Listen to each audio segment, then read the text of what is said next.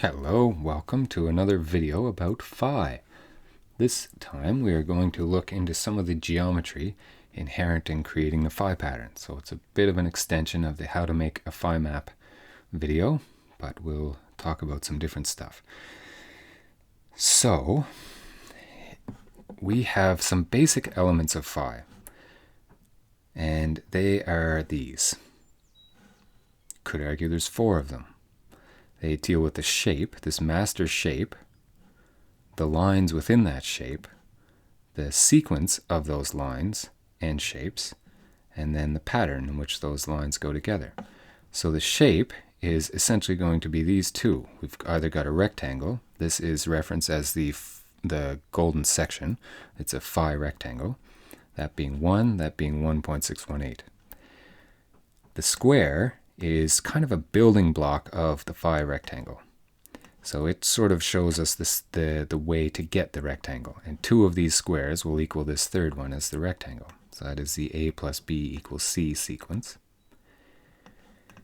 And that begins a basic relationship with the pattern. So 2 squares equal 1 rectangle is fundamental. Then we can see that but that doesn't enclose the rectangle. So in order to create a rectangle out of squares, actually, we, as a base minimum, require 4 of them. So the 2 squares equal the rectangle, and 4 squares complete the rectangle. And that sort of combines with the fact that we have 2 different patterns which exist as phi. So we have this effect here where we take the second 2 squares and we stack them on top of the first 2 squares, and that creates this fib pattern. That's a very common one. That's one way to do it.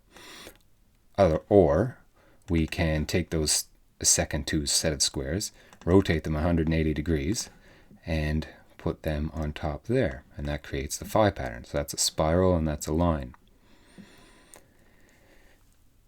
And that's why we're going to use 4 as our sequence there, because information within there gets so small that it becomes less important.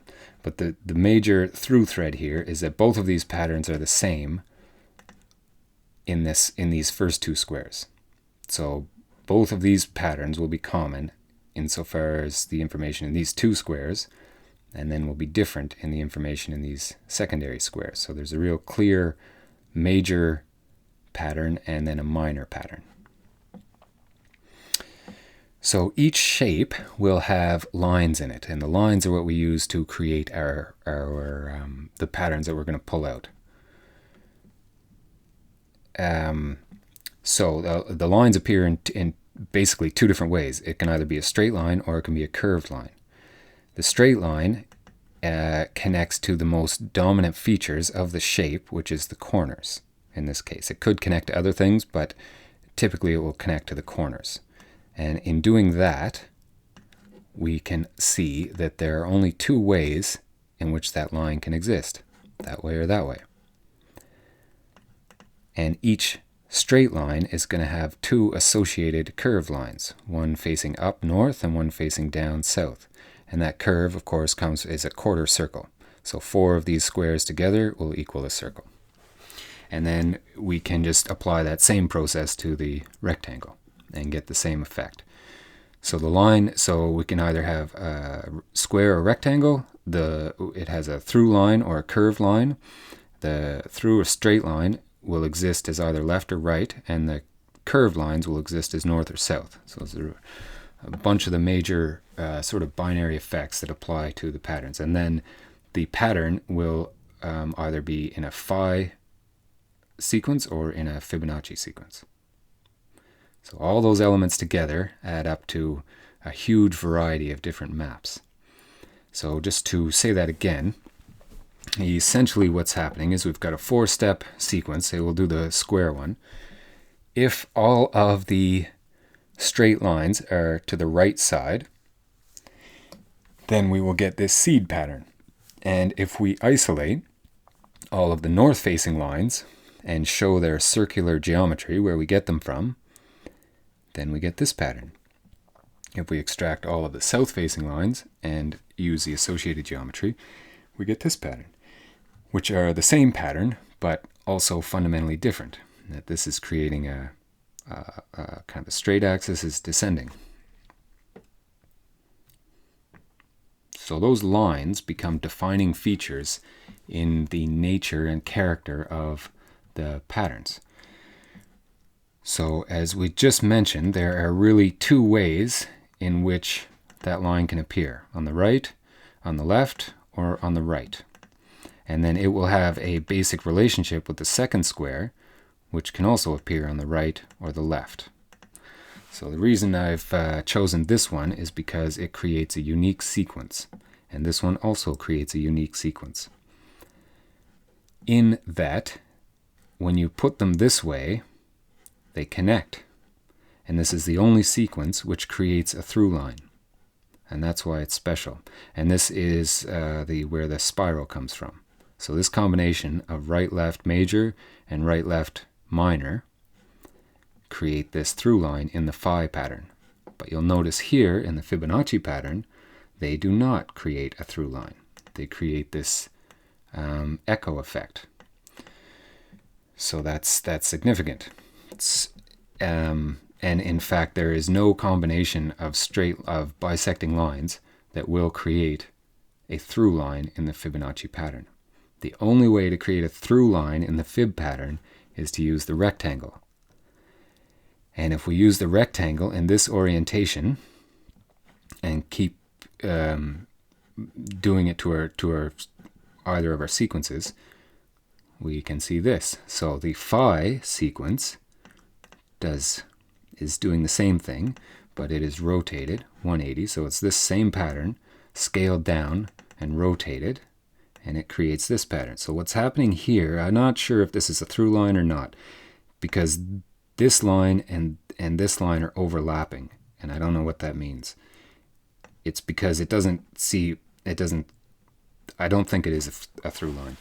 Whereas this one certainly is a through line. The stacking effect, that line just keeps going, and it will go on to infinity. It'll just keep going on to infinity. This one goes to infinity, this one goes to infinity as single, straight, cohesive lines. Whereas this one does not really, and this one definitely does not. Right? So, when we investigate that and map it out a little more clearly, we can see that we've got this major combination coupled with a minor combination. And as they are just simply two, and each square only has two options, then it works out that there's 4 different ways that these two squares can interact. They can either be the same to the right, the same to the left, they can alternate together, and they can alternate apart. And that's it. So since the second minor set is the same situation, whereby we're just using 2 squares, then it can also have the same 4 potentials. So each major combination will pair with a minor combination in a cohesive way. So what I'm trying to show here is that in the same way these 2 squares relate to each other, they are either the same or they are different. Then these 2 squares together can relate to the second 2 squares in the same way. The second 2 squares can either be the same or they can be different. And those I would consider harmonic, whereby it creates a cohesive sequence. Whereas these other 2 versions don't create a cohesive sequence with this major version, in the sense that there's not an established pattern in there. You would have to extend this sequence longer to find what this pattern is. So this one could quite logically be 3 to the right and then 3 to the left, but in this particular situation it's missing 2. Or vice versa, this could be something like that also. So each one of these major patterns is going to have a cohesive minor pattern associated with it. And it will either be the same or the opposite. So here, in terms of the terminology, we'll call this repeating because this second square is just repeating the first square in either way. So depending on the relationship between these two squares, they're either going to repeat or they're going to alternate. Then, using that same idea, we'll talk about these two squares relative to these two squares, and they will either repeat or be the opposite. So instead of repeating the words, we're using two of basic similar concepts. They can repeat and create static, or they can repeat in this dynamic way. And what we end up with is 16 potential combinations, 8 of which I would consider harmonic. I certainly could make maps out of the rest of them, but focus on these because just of the sheer abundance of maps that gets created. So if we look at those again, we can see that we've got 8 basic sequences, which are going to be predominantly repeating, this repeating static effect, this alternating static effect, whereby the second two mirror the first two, or this repeating but dynamic effect, whereby the second two are opposite the first two, or the alternating dynamic, where it's all just changing the whole time.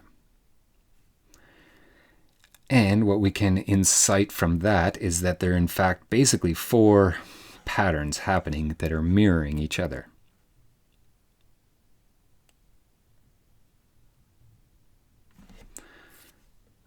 Yeah. So then for each one of these sequences, so these will be the predominant square-based sequences. Then we'll take these sequences, each one, and it will have 2 versions, depending on which pattern we're going to use. If we're going to use the Phi pattern or the Fibonacci pattern. And each one will create a different fundamental pattern. This one specifically, you can see this one creates the spiral, and here it creates this echo leaf effect. And the alternate of that creates this, which ends up being 3 spirals in one.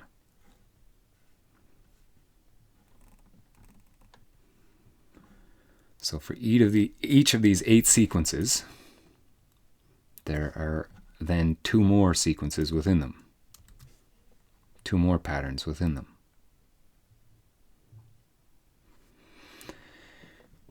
For the rectangle, we get a similar effect. So we're going to do the same sequence thing again, where we can either have the leaves facing the right or the left, or facing each other. Since there's only 2 terms, we only have 4 potential options. And then what sort of happens, because the rectangle is a fundamentally different, I guess, relationship than the square, is I think this is what's happening, because you keep getting the same patterns. If I map these out in patterns, they end up being the same. Whereas if I map these out in patterns, they do not end up being the same. So for example, this pattern, which is the opposite of this pattern, if I flip it down, it creates that pattern exactly. So any extracted information we pull from this one, we'll also get from this one just by flipping it. So it means that this one is basically redundant, because this information is inherent in this one. Whereas these two, if I take this one and flip it down, you can see that it gives us different information because this secondary square is in a different position. Whereas this secondary rectangle is not in a different position because it fills the whole space, whereas the square doesn't. So it creates a different relationship. So that means that for the square ones, we have to map out the opposites, but the rectangle ones, we don't really. So then if you can imagine all of those different pieces of information, all these different things that we get from these basic combinations, a lot centered on these lines, then you can imagine that we would have to do the same thing again for different types of lines. So here in those ones we use the red line joining the corner points, but we could also run a circle through the center point. And then that would give us a fundamentally different architecture of information. Whereas it's marking the center point, and the red ones are marking this area.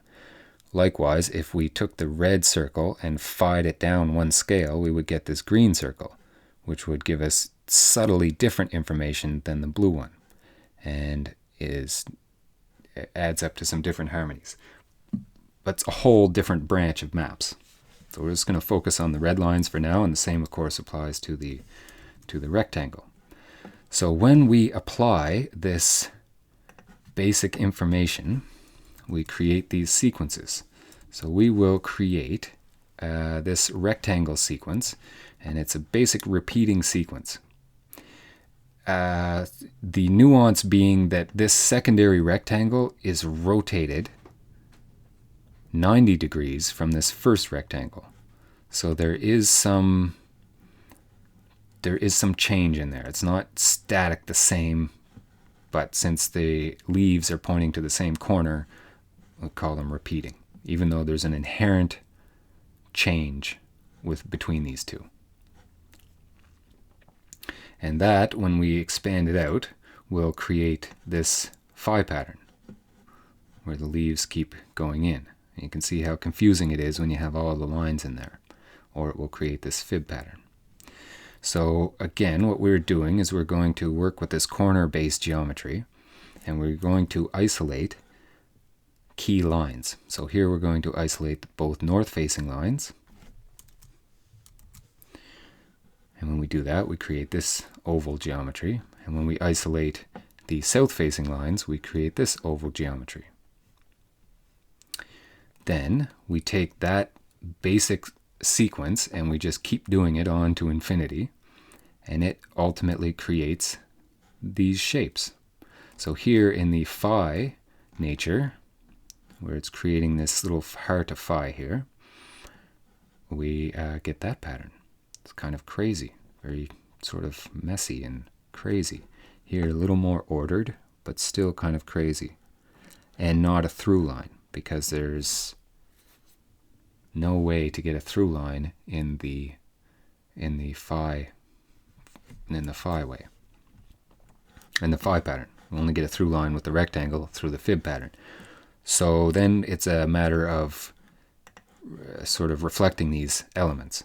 So here we've reflected this same shape vertically, horizontally, and in all directions. And you can see that it gives some fundamentally different information, all inherent in the last one, but easier to see isolated like that. And for the south-facing ones, they would give these types of patterns.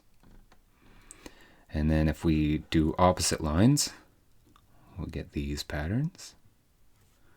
And if we do the south opposite lines, we get these patterns.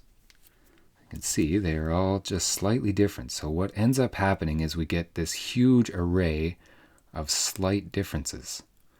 And that is a blessing and a curse, I guess. Depends how you want to think about it. So when we do the Fibonacci pattern and do the same process, here we can see where we get the infinity line. It's just going to oscillate back and forth on forever. And that's the through line. So yeah, that's the through line. And then in the south version of that through line, we create this beautiful harmony. That is the most cohesive harmony that we can get with the Fibonacci pattern, I believe. And it creates all these different shapes. Or the spiral effect. So because the master map creates this, the straight lines create a through line, then each combination of the curved lines is also going to create a through line. That's what tips you off if the thing's going to join or not, is whether or not the straight lines connect. If the straight lines connect all the way through, then the curved lines will connect all the way through too. But if they don't, they won't. Then, when we go to the square type pattern, that will take that same basic relationship where they're all facing the same direction. So first, repeating static. And we isolate the corner geometry. You can see it's going to create a basic line map. And these are not rectangles. These are just the sequence themselves. They create different maps. And then when we isolate all of the upper north lines and assemble them into the phi pattern by rotating the second two 180, we create this. And I have not shown the blue geometry, possibly should have, but just it's a lot of information in these particular charts, so I just sort of didn't have the room. But you can see also that none of these lines connect. And in doing so, create these types of north and south patterns. None of which are the same, and yet all of which are very similar. Again, because these first two squares are going to be common between the Fibonacci pattern and the phi pattern.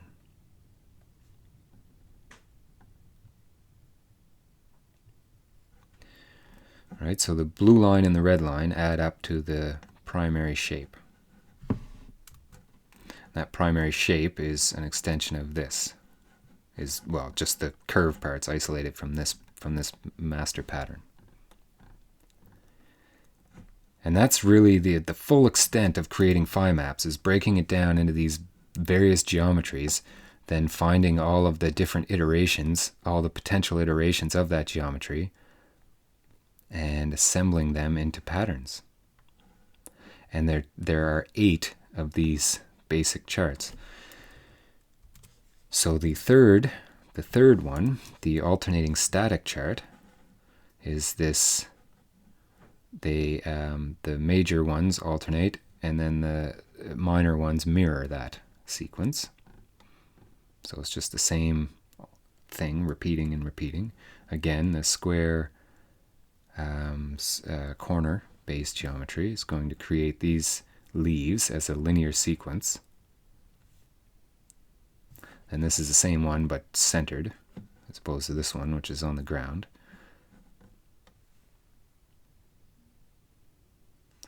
Creates all those. So then again, if we isolate all the north-facing lines, or likewise isolate all the south-facing lines, which gives us our leaf pattern again, right? Then we come up with these. So we'll get this master shape.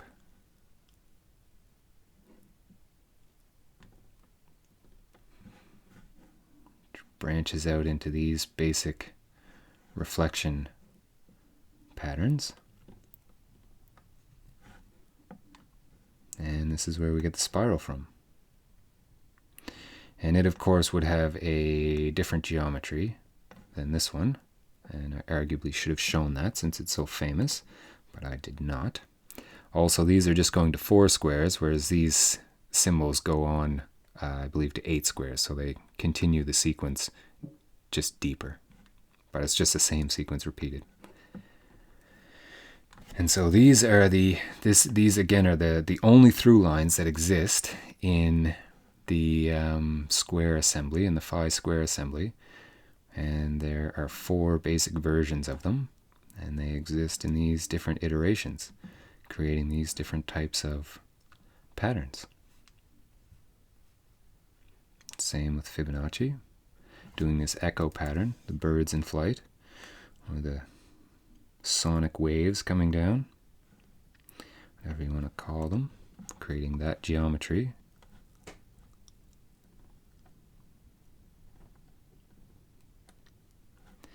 You can see these are connecting 2 lines, but those lines don't connect.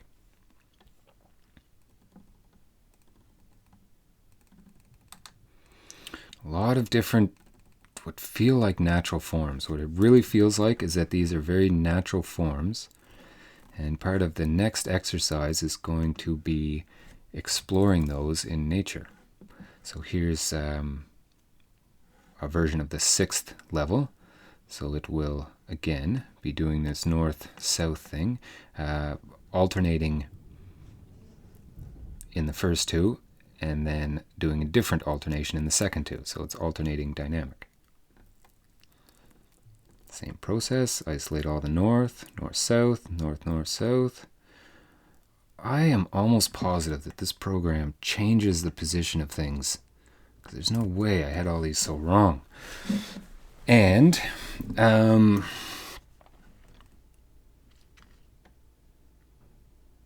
it provides these types of patterns, which again are very similar, but all different. And again, none of these lines connect, or not all together, I mean. Very weird shapes. They're really, really interesting shapes. It's going to be neat to try. And then, of course, these go together in all kinds of different combinations. Like this. Or like this.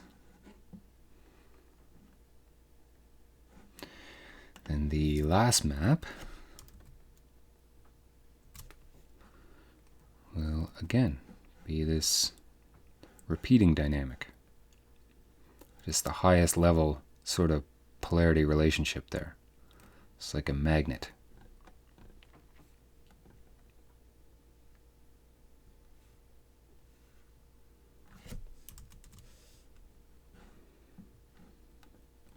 This is from the Phi one.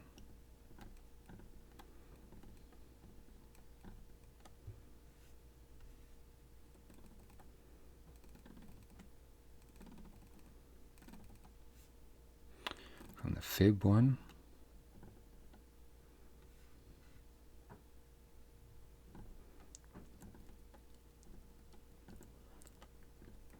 And that's it.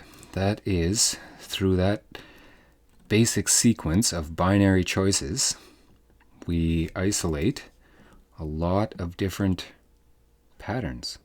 So I don't know if you want to call that 4 patterns or 1 pattern, but in this single sequence of 4, in this particular order, creating these 2 different patterns, each creates these 4 major sequences, each of which creates 2 different patterns. So that's how it escalates into just an obscene amount of maps. And then if you extended the sequence longer, you would get more. If you changed the information you were using, you would get different ones. So there are just an enormous amount of possibilities as to what can happen. But these, I believe, are the basic primary ones that you would typically use. So we are going to try and use those and see if they do, in fact, match shapes in nature. So I hope that's been a little bit helpful. And I hope you will join us for the next videos in which we figure out whether or not they are, in fact, intrinsic to nature. Thank you very much. Have a great day out there. Be good to each other. Bye.